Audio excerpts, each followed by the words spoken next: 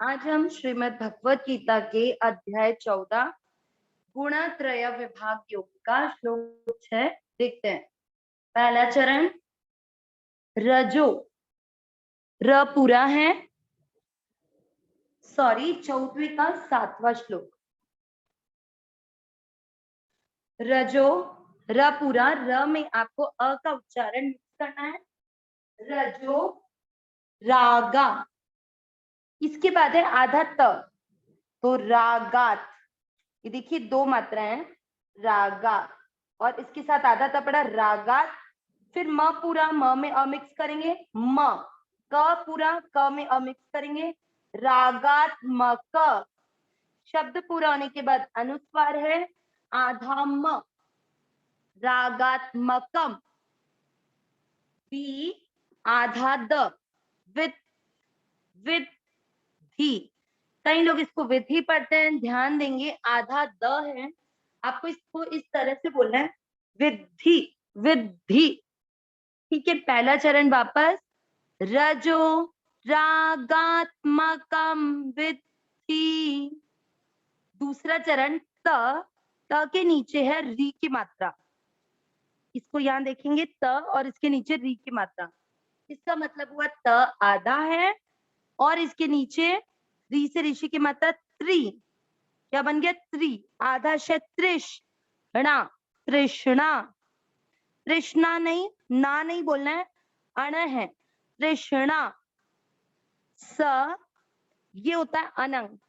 अनंग का क्या काम होगा, इसके पहले वाले अक्षर पर न लगा देगा। उस साइड में देखेंगे आधा न लगा, संग, संग, ग पूरा ग में अमिक्स किया है। स मु आधा द, समुद्र, समु द आधा है, समुद्र, समुद्र नहीं पढ़ना है, समुद्र है आधा द, स पूरा, स में अमिक्स किया और मुंह और आधा द, समुद्र। भवम, दूसरा चरण वापस, तृष्णा संग समुद्भवम।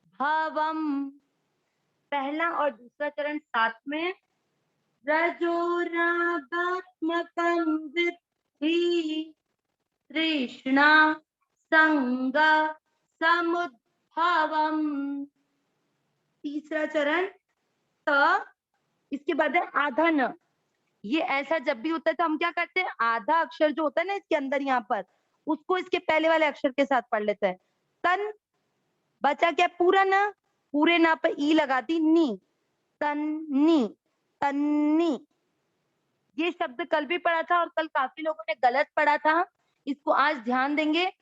बद नाती, बधा नाती कोई नहीं पढ़ना, ध आधा, ध पर एक बार इस तरह से, जहां आधा अक्षर होता है वहां ऐसे करके बोलते हैं, आघात करके, बदनाती।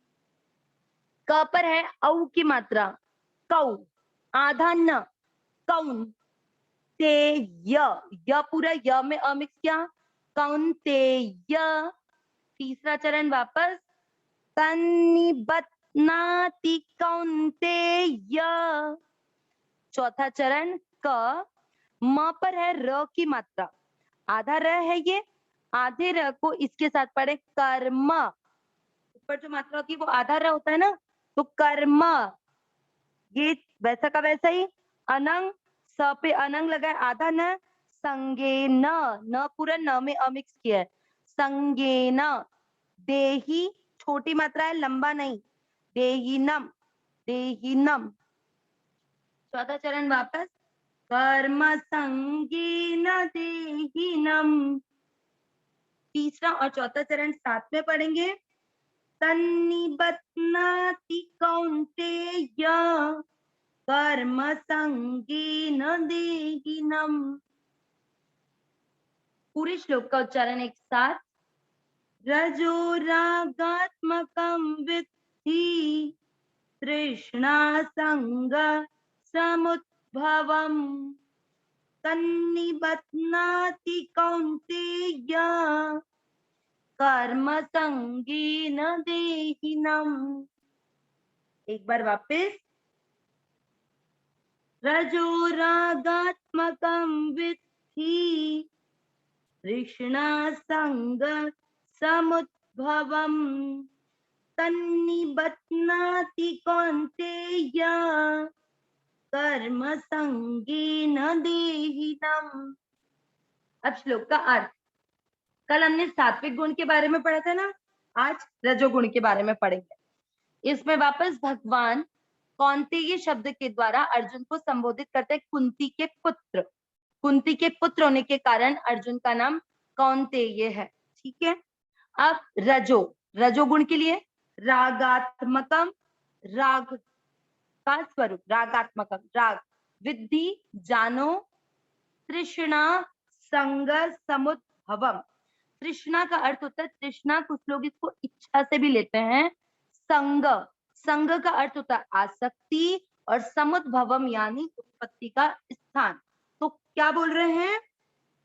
तृष्णा और आसक्ति को उत्पन्न करने वाला किसको? रजोगुण को, राग स्वरूप विद्धि यानी जानो।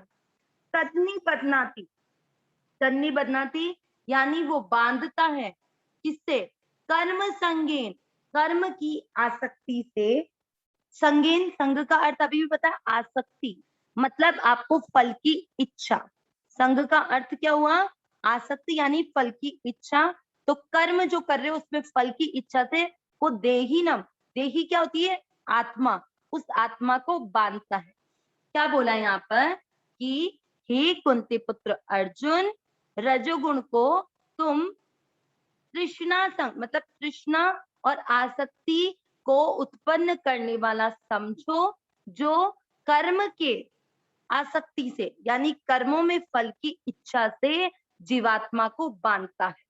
रजोगुण वो होता है जिसमें आप कर्म तो करते हैं, लेकिन आपको हर काम के पीछे उसके फल की इच्छा रहती है कि ये मैं कर रही हूं तो इससे ये होना चाहिए, मेरे को ये मिलना चाहिए। दूसरों के कल्याण के भाव की इच्छा रजोगुण में नहीं आती।